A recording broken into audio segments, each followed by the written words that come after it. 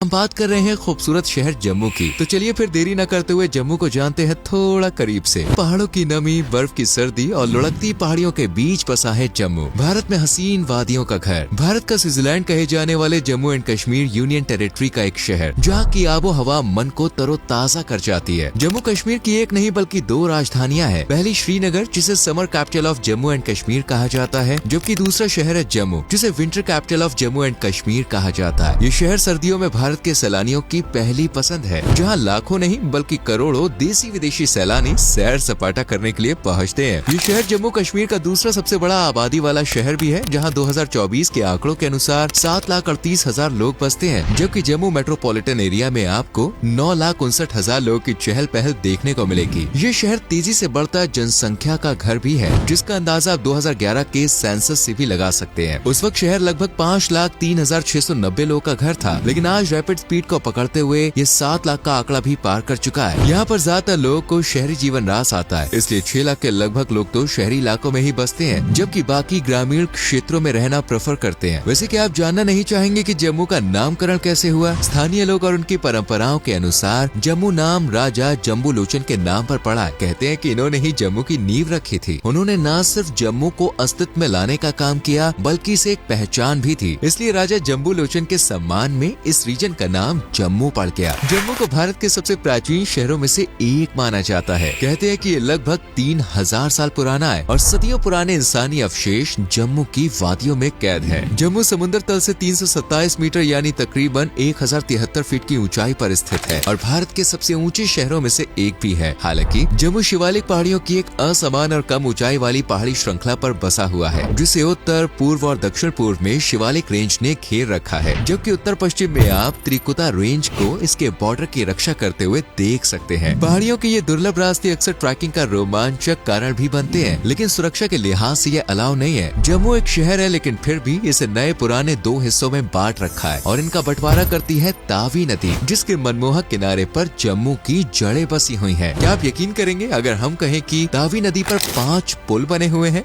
जी हाँ दोस्तों, 5 पुल। दरअसल इन पुलों को साबरमती की तर्ज पर तावी नदी के किनारों को विकसित करने के लिए बनाया जा रहा है। नदी के एक तट पर बाहु फोर्ट स्थित है, तो दूसरे तट पर रॉयल डोगरा पैलेस, जो शहर के सबसे ज्यादा अट्रैक्टिव पॉइंट है, जिस वजह से न सिर्फ आम लोग बल्कि सरकार की नजर भी जम्मू पर है। 31 अक्टूबर 2019 से तो सेंट्रल गवर्नमेंट की नजर भी इसी शहर पर टिकी हुई है, क्योंकि इसी दिन जम्मू और कश्मीर को केंद्र शासित प्रदेश बनाया गया था। अब यूटी में स्थित है, तो भाई जाहिर सी बात है कि शहर की देखरेख में सरकार का भी ज्यादा और खास योगदान है। वैसे दोस्तों, जम्मू एंड कश्मीर की जब भी बात आती है ना, तब हमें दी कश्मीर फाइल्स याद आती है और मन बार बार ये कहता है कि यहाँ पर मेजॉरिटी मुस्लिम की है, लेकिन जम्मू इसका बिल्कुल उलट है। ये एक हिंदू मेजॉरिटी वाला शहर है, जहाँ लगभग 84% लोग का मन हिंदू धर्म से जुड़ चुका है और ये किसी भी कीमत पर अपनी जड़ों को मजबूत करना चाहते हैं। जबकि 7% मुस्लिम्स के साथ जम्मू का दूसरा सबसे बड़ा धर्म है इस्लाम। इनके अलावा सिखों ने भी जम्मू को दिल से अपना लिया है और इनकी एक बड़ी संख्या यहाँ बसती है। हालांकि 1941 से पहले के जम्मू को देखें तो ये भी एक मुस्लिम मेजॉरिटी वाला शहर हुआ करता था, जहाँ 75% से भी ज्यादा मुस्लिम्स थे। लेकिन 1947 के जम्मू नरसंहार के दौरान कश्मीर पर पाकिस्तानी कबायली आक्रमण से पहले और उस दौरान कई मुस्लिम्स को मार दिया गया, जबकि कईयों को पाकिस्तान भगा दिया गया। इस बीच तकरीबन 20,000 से 1 लाख के लगभग मुस्लिम्स मारे गए और जो बचे वो जम्मू छोड़कर चले गए, जिस वजह से यहाँ पर मुसलमानों की आबादी ना के बराबर रह गई है। हालांकि अब ये समय के साथ बढ़ रही है और आज जम्मू संभाग का सबसे बड़ा शहर भी है, जिसे नगर महापालिका का दर्जा दिया गया है और इस नगर में ढेरों नए पुराने मंदिरों के चलते इसे मंदिरों का नगर भी कहा जाता है। हिंदुओं का पवित्र तीर्थ स्थल वैष्णो देवी टेम्पल जम्मू में ही स्थित है, जहां माता वैष्णो देवी के दर्शन के लिए हर साल करोड़ों लोग पहुंचते हैं। यहाँ 51 शक्तिपीठों में से एक है। माता वैष्णो देवी के दर्शन करने के लिए भक्त त्रिकुटा पर्वत का एक सफर तय करते हैं। इसी तरह अमरनाथ केव, जो भगवान शिव को समर्पित है। अमरनाथ यात्रा भारत की पवित्र और धार्मिक यात्राओं में से एक है, जो 30 से 40 दिनों तक चलती है, यानी जुलाई की शुरुआत से लेकर अगस्त के लास्ट तक। इस गुफा में बर्फ से बना शिवलिंग का रहस्य आज भी लोगों को सोचने पर मजबूर करता है। शिवखोरी एक गुफा मंदिर है और ये भी भगवान शिव को समर्पित है, जबकि राबेरेश्वर टेम्पल जम्मू के प्रसिद्ध मंदिरों में से एक है और ये भी भोलेनाथ का गढ़ है। इन सबसे पहले श्री रघुनाथ टेम्पल जम्मू का सबसे बड़ा मंदिर माना जाता है, जो मर्यादा पुरुषोत्तम श्री राम को समर्पित है। जम्मू कश्मीर की विंटर कैपिटल होने के चलते सर्दियों के मौसम में सभी ऑफिस और सरकारी कामकाज की फाइलें श्रीनगर से जम्मू में चली जाती जाती हैं और अक्टूबर से अप्रैल तक यहीं रहती है, जबकि गर्मियां शुरू होते ही ये जिम्मेदारी श्रीनगर को सौंप दी जाती है। जम्मू शहर को राज्य का सांस्कृतिक और आर्थिक केंद्र भी माना जाता है। शहर के पास स्थित रणबीर सिंहपुरा क्षेत्र में एक फेमस बासमती चावल का प्रोडक्शन किया जाता है, जिसकी खुशबू सूंघते ही लोग यहाँ खींचे चले आते हैं। ये चावल जम्मू से निकलकर देश भर में एक्सपोर्ट किए जाते हैं, इसलिए चावल जम्मू के लिए सबसे मुख्य एग्रीकल्चर प्रोडक्ट्स है। हालांकि दूसरी सब्जियां, फल, अनाज भी यहाँ खूब उगाए जाते हैं। कृषि के साथ साथ बागवानी भी जम्मू की अर्थव्यवस्था का मेन सहारा है। यहाँ ज्यादातर लोग बागवानी पर डिपेंड है। दोस्तों, आपने बात तो सुनी ही होगी कि अगर रोजाना एक सेब खाया जाए तो हर बीमारी से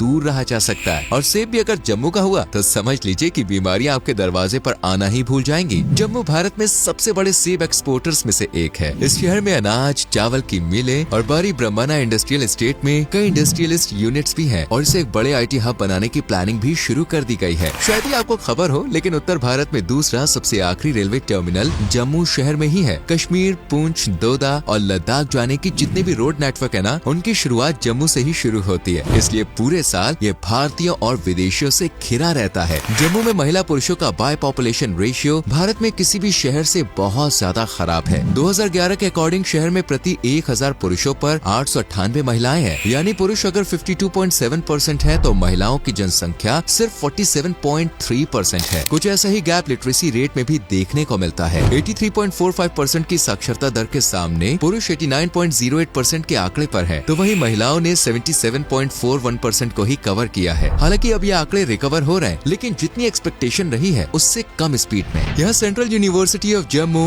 Indian institute of technology, government college of engineering and technology, government medical college जैसे कई एजुकेशनल इंस्टीट्यूट्स हैं, जिन्हें भारत की टॉप रैंक यूनिवर्सिटीज और कॉलेजेस में शामिल किया जाता है। अगर आप जम्मू जाते हैं तो दोस्तों यहाँ पे आपको सुनने को मिलेगी डोगरी, जो जम्मू की मुख्य भाषा है, और शहर में 55% के लगभग लोग इसी भाषा को आम बोलचाल में इस्तेमाल करते हैं, जबकि 22% लोग पंजाबी बोलते हैं। लेकिन अगर आप इन दोनों ही लैंग्वेजेस में कंफर्टेबल नहीं है तो घबराएं नहीं, क्योंकि हिंदू आबादी होने के चलते यहाँ हिंदी और दूसरी भारतीय भाषाएं भी बोली जाती हैं। आपने काली चाय, गोरी चाय तो पी ही होगी, लेकिन जम्मू की इस पिंक टी का स्वाद ही भाई अलग है। ये चाय देखने में पिंक और स्वाद में हल्की तीखी होती है, जिसे मसालों और बादाम के साथ बनाते हैं। खाने पीने की बात आई ही है तो जम्मू का खासम खास खाना भी टेस्ट कर लेते हैं। कहते हैं कि भाई जम्मू के लोग खाने में 36 तरह के पकवान बनाते हैं और घर आए मेहमान को खुश करते हैं। स्पेशली डोगरी डिशेस जैसे अम्बल, कुथिंदी दाल, मादा मदरा और राजमा, वही अचार, कसरोट, गुलगुले, जिमी कांड भी यहाँ कुछ फेमस डिशेज हैं। और अगर आप स्ट्रीट फूड की तलाश में हैं तो छोले भटूरे, राजमा कुलचा, गोलगप्पे और दही भल्ला जम्मू की लगभग हर गली में चखने को मिल जाएगा। जम्मू को जम्मू कश्मीर का पार्ट होने के बावजूद एक सेफ जोन माना गया है, जहाँ आतंकवादियों का उतना खतरा नहीं रहता जितना बाकी इलाकों में होता है। यही रीजन है कि कश्मीर से पलायन कर रहे लोगों ने जम्मू में शरण ली, और 2016 के दौरान म्यांमार से भागे रोहिंग्या भी फिलहाल जम्मू में ही बसे हुए हैं। वहीं सुरक्षित माहौल के कारण जम्मू की टूरिज्म इंडस्ट्री भी तेजी से बढ़ रही है। अगर आप भी जम्मू को एक्सप्लोर करना चाहते हैं तो शुरुआत वैष्णो देवी टेम्पल से करें। वो कहते हैं ना कि अगर किसी शुभ काम की शुरुआत धार्मिक स्थल से की जाए तो काम और भी अच्छी तरह से बनता है। इसके बाद आप जा सकते हैं बाहू फोर्ट, जो जम्मू में तावी नदी के किनारे एक ऐतिहासिक किला है और अपनी वास्तुकला के लिए जाना जाता है। मंडा जू पार्क भी शहर का एक पसंदीदा चिड़ियाघर है, जो बच्चों के लिए एक मजेदार जगह है। अगर आप ऐतिहासिक जगह के साथ साथ शॉपिंग का डबल धमाका चाहते हैं तो अपने पैर रघुनाथ बाजार की तरफ मोड़ दीजिए, क्योंकि ये शहर का जाना माना मार्केट प्लेस है, जहां आप स्थानीय हस्तशिल्प और दूसरा सामान खरीद सकते हैं, जैसे कि पश्मीना शॉल, जो पूरे जम्मू कश्मीर में फेमस है। अमर महल पैलेस आपको राजा महाराजाओं की आलीशान जिंदगी से रूबरू करवाने वाला है, और डोगरा आर्ट म्यूजियम आर्ट की दुनिया में गुम कर देने वाली एक जादुई जगह है। जादुई तो वैसे जम्मू की महिलाएं भी हैं, जिनकी भूरी भूरी आंखें, गोरी गोरी स्किन, लंबे लंबे बाल और मीठी बोली किसी के भी दिल पर छुरियां चला सकती है। इसलिए जम्मू में दिल फिसलने का खतरा भाई सबसे ज्यादा है। तो इस खतरे में अपनी सुरक्षा भाई आपको खुद ही करनी होगी।